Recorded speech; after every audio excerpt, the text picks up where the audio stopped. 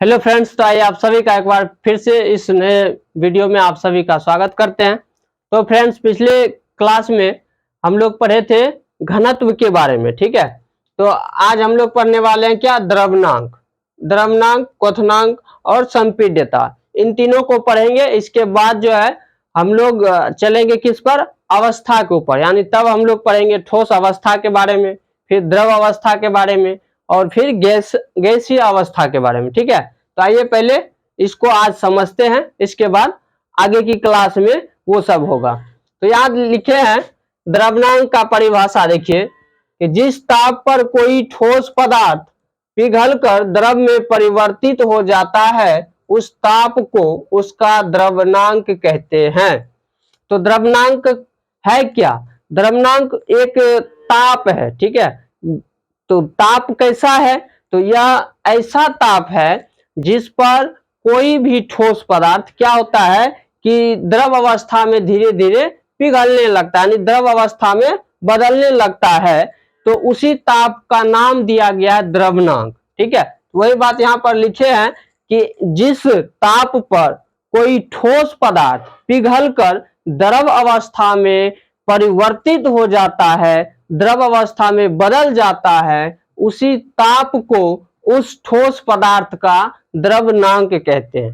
Clear है बात। एक बात इसमें याद रखना है द्रव्यनांक में कि दाब जो है वो समान होना चाहिए, यानी वायुमंडलीय दाब समान होना चाहिए, क्योंकि वायुमंडलीय दाब का बहुत बड़ा प्रभाव पड़ता है द्रव्यनांक और क्वथनांक दोनों के ऊपर, ठीक है। इसीलिए ये ध्यान में रखना है कि वायुमंडलीय दाब समान रहेगा तो जो भी द्रव्यनांक, जैसे किसी ठोस पदार्थ का द्रव्यनांक कुछ दे दिया है, कोई मान दिया हुआ है, जैसे मान लेते हैं फिलहाल के लिए कोई एक टेम्परेचर जैसे 70 मान के चलते, ठीक है, कि कोई ठोस पदार्थ है उसका द्रव्यनांक है 70 डिग्री सेल्सियस, ठीक है। तो 70 डिग्री सेल्सियस जो है वो समान दाब पर है, यानी एक वायुमंडलीय दाब पर 70 डिग्री सेल्सियस है किसी ठोस पदार्थ का द्रव्यनांक, ठीक है। अगर हम दाब को बढ़ाएंगे या घटाएंगे तो हो सकता है उस ठोस पदार्थ का द्रव्यनांक कम भी हो जाए या बढ़ भी सकता है, ठीक है। इसीलिए दाब पर ध्यान रखना है कि सामान्य दाब पर यह परिभाषित है कि द्रव्यनांक जो होगा वह सामान्य दाब पर ही परिभाषित है, ये वाला, ठीक है। क्योंकि द्रव्यनांक क्या, एक ताप है, जैसे जैसे हम वायुमंडलीय दाब बढ़ाएंगे तो होता क्या है, वहां पर ताप भी बढ़ाना होगा, क्योंकि अगर 70 डिग्री पर वह पिघल रहा है तो हो सकता है 70 से प्लस हो जाएगा वो, इसीलिए दाब का ख्याल रखना है, ठीक है। ये हो गया द्रव्यनांक। अब आगे क्वथनांक। क्वथनांक यानी बॉइलिंग पॉइंट।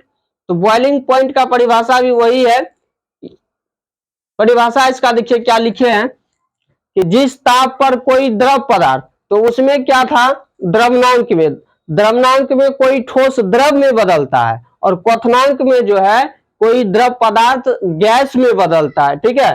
तो जिस ताप पर कोई द्रव पदार्थ गैसीय अवस्था में परिवर्तित होता है उस ताप को उस द्रव का क्वथनांक कहते हैं। यही चीज हम यहाँ पर लिखे हैं कि जिस ताप पर कोई द्रव पदार्थ वाष्प में परिवर्तित हो जाता है उस ताप को उसका क्वथनांक कहते हैं। यहाँ वाष्प लिखे हैं तो वाष्प सभी के लिए यूज नहीं होता है, क्योंकि जब जल को गर्म करते हैं पानी को तो वो गैस अवस्था में परिवर्तित हो जाता है, तो उस गैसीय अवस्था को हम लोग वाष्प बोलते हैं। सिर्फ पानी के लिए वाष्प यूज होता है, बाकी अदर जो द्रव है उसके लिए वाष्प यूज नहीं होता है, इसीलिए गैस बोलेंगे, ठीक है। तो ये हो गया क्वथनांक का परिभाषा। तो क्वथनांक देखिए, जल का क्वथनांक कितना होता है, तो यहाँ पर लिख दिए हैं जल का क्वथनांक समान दाब पर, यहाँ दाब का हमेशा ख्याल रखना है, द्रव्यनांक हो चाहे क्वथनांक हो, हमेशा दाब का ख्याल रखना है कि वायुमंडलीय दाब समान होना चाहिए, ठीक है। तो यहाँ लिख दिए हैं कि समान दाब पर 100 डिग्री सेल्सियस होता है, ये जल का क्वथनांक है 100 डिग्री सेल्सियस, यानी 100 डिग्री सेल्सियस ताप तक अगर हम पानी को गर्म करते हैं तो पानी वाष्प अवस्था में बदल जाता है, यानी गैसीय अवस्था में, गैसीय स्टेट में चला जाता है, ठीक है।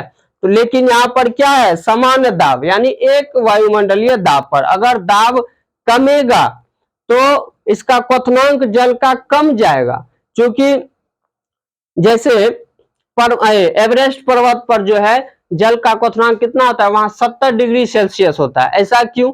ऐसा इसलिए होता है कि जैसे हम लोग धरती से ऊपर जाते हैं तो वायुमंडलीय दाब कम होते जाता है, तो जैसे वायुमंडलीय दाब कम होगा तो क्वथनांक भी कम होना लाजमी है। क्योंकि क्वथनांक क्या है, कोई भी द्रव जो है वाष्प में बदलता है तो उससे पहले क्या होता है, उबलता है। तो उबलता कब है, तो जब वाष्प दाब वायुमंडलीय दाब के बराबर हो जाता है तभी कोई द्रव पदार्थ उबलना शुरू करता है।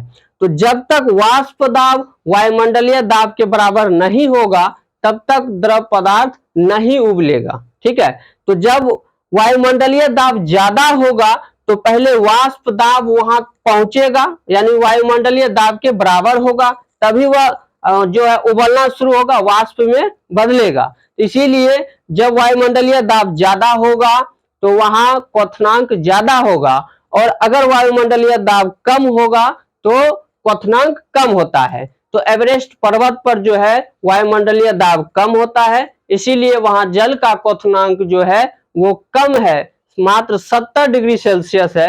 यानी 70 डिग्री सेल्सियस पर ही जल उबलना शुरू हो जाता है, वाष्प में बदलना शुरू हो जाता है। क्लियर है बात?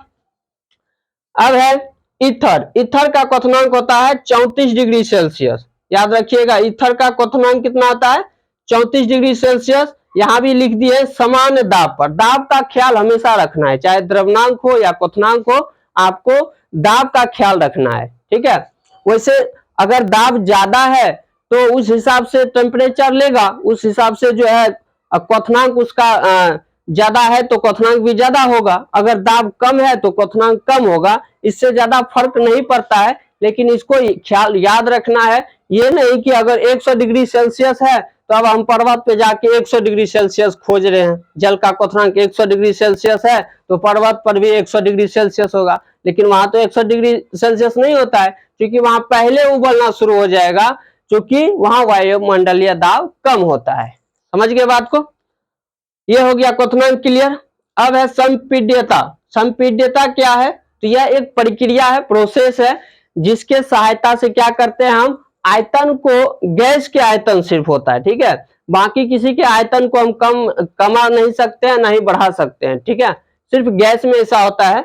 तो संपीड्यता क्या एक प्रक्रिया है जिसमें हम जो है क्या करते हैं, गैस के आयतन को जो है कम करते हैं या फिर बढ़ाते हैं, यानी कमाते हैं या बढ़ाते हैं। तो कैसे कमाते बढ़ाते हैं, तो यहाँ पर देखिए लिख दिए हैं कि दाब द्वारा, यहाँ लिखे हैं दाब घटाकर या बढ़ाकर आयतन कमाने बढ़ाने की प्रक्रिया को संपीड्यता कहते हैं। यानी कि दाब को हम कम करके या दाब को बढ़ाकर क्या करते हैं, गैस के आयतन को कम करते हैं या फिर बढ़ाते हैं। ठीक है, यानी कि दाब को हम घटा बढ़ाकर गैस के आयतन को बढ़ा घटा सकते हैं। इसी प्रोसेस का नाम है संपीड्यता। तो आगे आएगा जैसे ठोस असंपीड्य होते हैं, यानी कि ठोस को हम दाब ठोस के ऊपर हम दाब घटाकर या बढ़ाकर ठोस के आयतन को कम या बेसी नहीं कर सकते हैं। इसका मतलब यही होता है। जहां पर लिखा रहेगा कि जैसे गैस संपीड्य होते हैं, इसका मतलब हुआ कि गैस पदार्थ का जो आयतन होगा उसको हम दाब द्वारा कम बेसी कर सकते हैं, घटा बढ़ा सकते हैं। ठीक है, यही संपीड्यता है। संपीड्यता क्या एक प्रोसेस है, प्रक्रिया है, जिसमें दाब की सहायता से क्या करते हैं, आयतन को कमाते या बढ़ाते हैं, और कुछ नहीं है। ठीक है, तो यही 3 टॉपिक था। अब इसके बाद हम लोग पढ़ेंगे क्या, अब पढ़ेंगे अवस्था के बारे में, वो अगली वीडियो में। आज के लिए इतना ही। तो अगर ये वीडियो आप लोगों को अच्छा लगा है तो वीडियो को लाइक करिए, वीडियो को लाइक कर दीजिए और अपने दोस्तों में इसे शेयर कर दीजिए। चलिए हम मिलते हैं अगले वीडियो में। आज के लिए इतना ही, बाय बाय।